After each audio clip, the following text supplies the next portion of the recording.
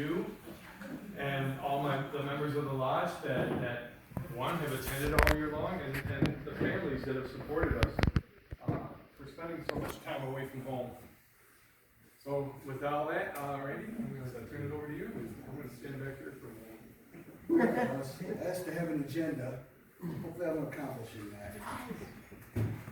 I am on a Masonic journey that started in 2016 after reconnecting with my longtime friend Mike Scott, seeing him still with his high school sweetheart all these years, and the family they've made is nothing short of awesome and inspiring to me. I noticed his hat, that he had this square compass. And of course I asked about it. My dad has been telling me my whole life that I should become a Mason, and that I would never regret it, but he wouldn't tell me why. So okay, I've always known Mike to be a pretty stand-up guy, always pretty cool.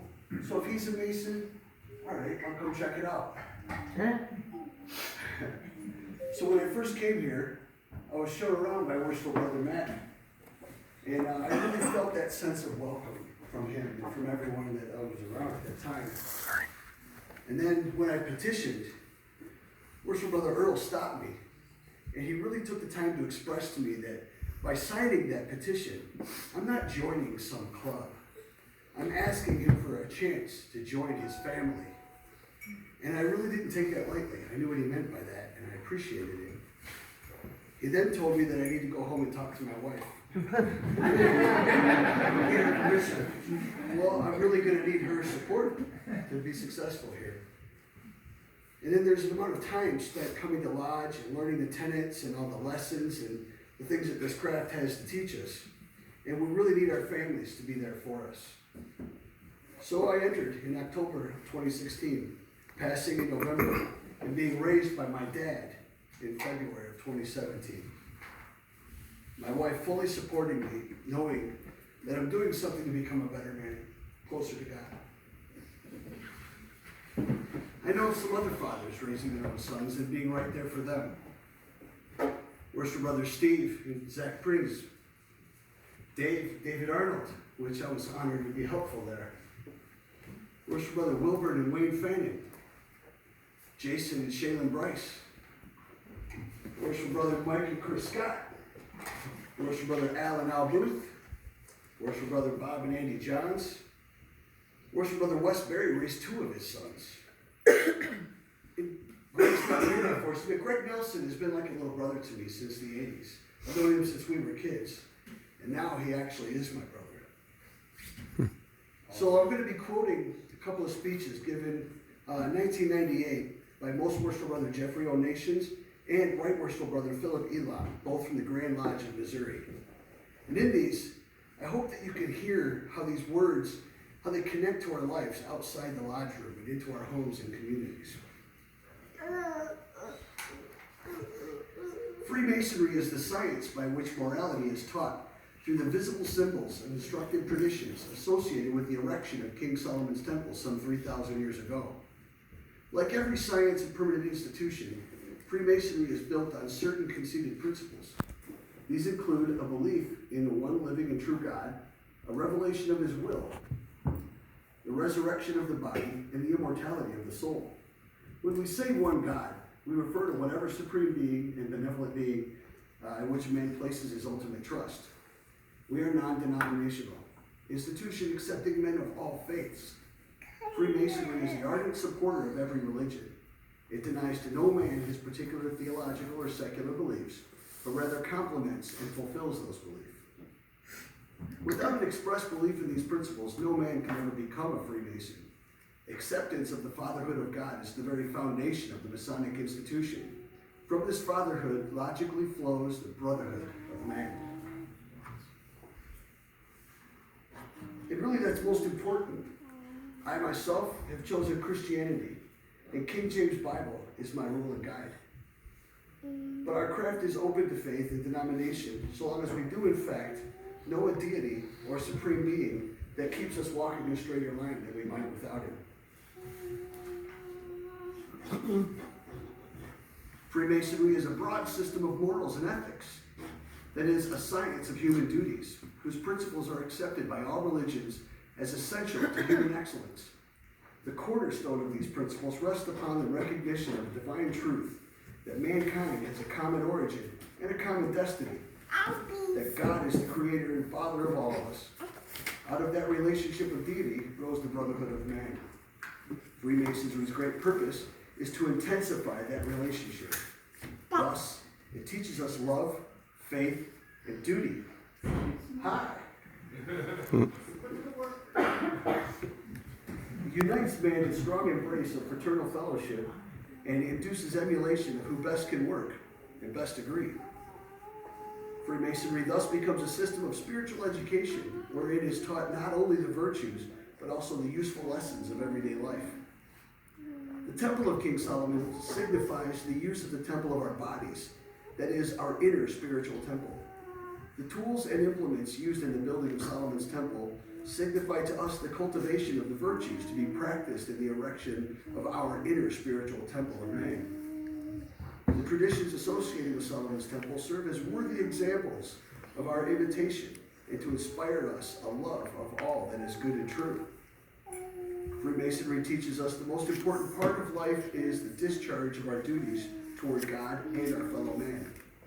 That eminent patron of Freemasonry, St. John the Evangelist, when so old that he had to be carried into the arms of his friends into an assembly of children, lifted himself up and said, "Little children, love one another." When asked, "Have you nothing else to tell us?"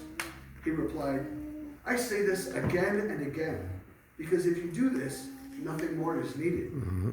That, my friends, is the foundation of Freemasonry. It is not a mere pastime nor an amusement. It is an active, living principle. Its ritual, its symbolism, and its drama are not empty ceremonies. Formed and perfected over the centuries, they serve to exemplify and impart important truths for mankind. Freemasonry adapts its theories, its ethical thought, and its teachings to the practical relations of life. There are no dogmas in Freemasonry. Its so-called secrecy is confined to a simple means of communication and methods of recognition. Its tenets are universally approved. What Freemasonry condemns, no good man upholds. The essence of Freemasonry is character. A man is what he does. A Mason's manhood and worth is not measured by wealth, fame, or fortune, but by faithful, consistent, and unselfish service. In like manner, the measure and worth of any institution is the effect it has upon the individual and society. What Freemasonry given to mankind and society? It paved the way for freedom of speech. It has ever been the enemy of any power that suppressed free thought and the enslavement of mind. It rejects bigotry and superstition that erected inquisitions and persecution of all types, and the ignorance and fanaticism that invented instruments of torture and deprivation. It points out to man that free thought and free speech and the study of the sciences are necessary for mankind's mental and intellectual emancipation, that the study of nature brings man's soul nearer to his creator, and that the knowledge drives out ignorance and superstition.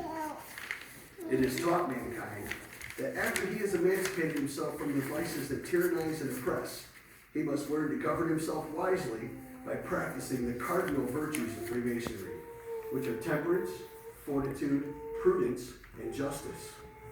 But man is a social creature.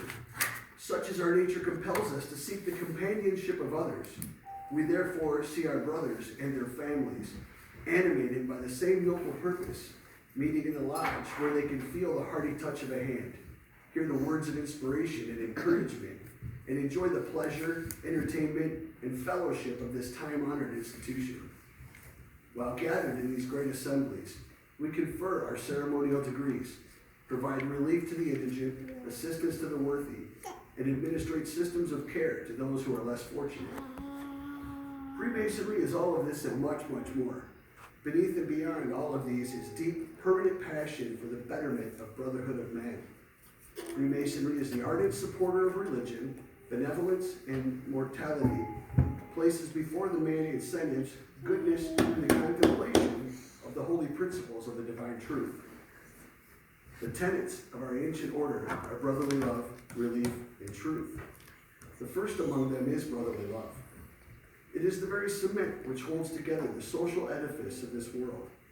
No one man can measure the extent of human sympathy or brotherly love, but we know it to be one of the mightiest social forces of all time, and that without it, life would be a merciless and cruel existence. We know that when there is an unselfish love in the hearts of men, the better nature within each of us responds in kind. It is this kindly spirit of brotherhood, the gentle touch of the hand, and the sympathetic word that brings forth a harvest of good deeds, noble thoughts, and the highest aspirations of mankind. It is these same men, brothers in spirit and deed, with eyes uplifted and hearts responsive to the needs of those who are journeying through life, with them that form the Masonic fraternity throughout the world. It is good and true men of this brotherhood that live with the great satisfaction which comes only from relieving suffering, dispensing happiness, and to aid the unification of mankind. Our charitable efforts today are many. The Masonic family encompasses many different organizations.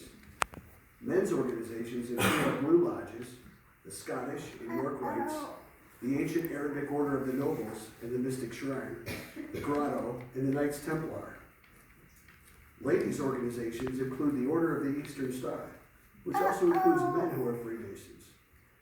Youth organizations include the Daughters of Jove and Rainbow for girls, our young women, and the Order of the Demolay for our young men. Each of these organizations has its own unique ceremonies and supports charitable and philanthropic causes. Every day, the Masonic family is responsible for contributing literally millions of dollars in charitable donations and thousands of volunteer hours to worthwhile causes of every kind. This, my friends, is Freemasonry. May it live on through us for countless ages, and may we ever be worthy to spread the Masonic light to the generations yet to come. To these, our principal beliefs and poetic truths, we say, as our forefathers did before us.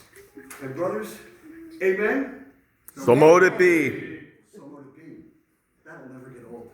No, it won't. We hope that men of higher character who seek to share in our brotherly love wish to contribute to the relief of others less fortunate and to use divine truth as the cornerstone of all their endeavors will consider joining the oldest and largest and most prestigious fraternal organization of the world, which is Freemasonry. And now, we need to instill this concept into our sons so we can have them walk in the light and make us proud to even have them as family. Then we should teach our daughters to accept absolutely nothing less. Now, as I continue my travels, God willing, I make it to the East. I will always try to pay homage to the guys that have helped and inspired me along the way, which is easy to say that all of you have.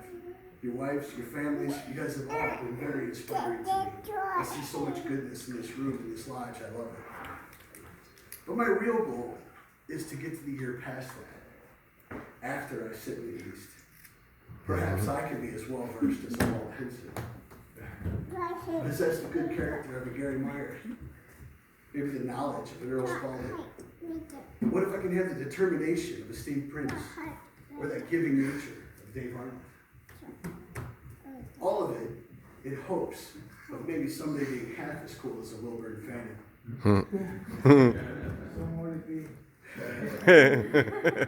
But in the meantime, I'm going to keep chasing Brother Dillon out of my next seat. So I talked a lot, and my objective was to express how what we do connects to our families and our homes. I hope that I've done that. And if you remember nothing else that I've said, remember this one quote: love one another.